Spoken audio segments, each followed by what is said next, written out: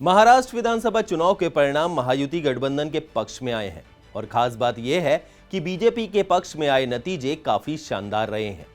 वहीं महायुति की प्रचंड जीत के बाद अब विपक्षी गठबंधन एमवीए पर बड़ा खतरा मंडराने लगा है।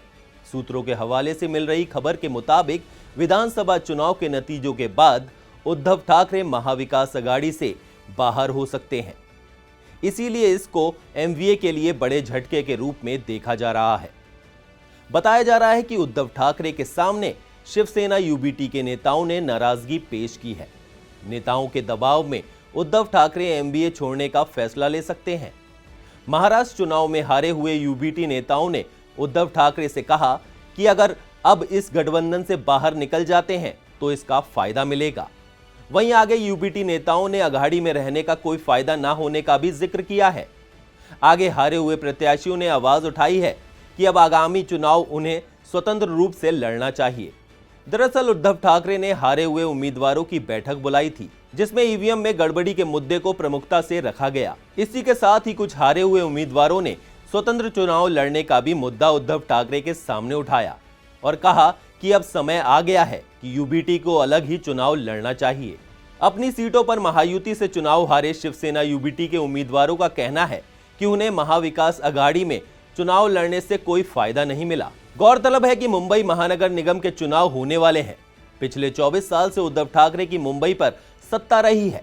इसे देखते हुए यूबीटी नेता बीएमसी चुनाव अपने बल पर लड़ने के लिए उद्धव ठाकरे पर दबाव बना रहे हैं। ऐसे में अब यह सवाल उठता है कि क्या उद्धव ठाकरे बीएमसी चुनाव स्वतंत्र लड़ेंगे।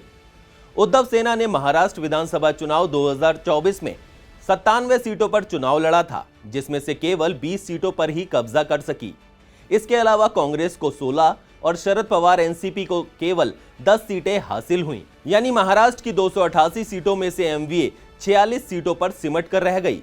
वहीं महायुति ने महाराष्ट्र चुनाव में काफी शानदार प्रदर्शन किया है। बीएमसी के जो चुनाव आएंगे वहां पर शिवसेना उद्धव बाला साहब ठाकरे जी की पार्टी विजयी होगी, क्योंकि महाराष्ट्र की जनता हो या मुंबई की जनता हो, वो भी अभी तक जैसे एक लीडर ने ट्वीट किया था अविश्वसनीय, वैसे ही उनका ये सेंटिमेंट है कि जो ईवीएम की बात हो, वोटर रिकॉर्ड्स डिलीशन हो, 76 लाख के वोटर एडिशन हो, 17C पार्ट 1 और पार्ट 2 में अंतर हो, जहां पे वोट पोल कितने हुए हैं, वोट काउंट कितने हुए हैं, 95 असेंबली सीट्स में हो, ये साधारण जनता के मन में ये है कि जो हमने वोट किया क्या वोट उनको गया है।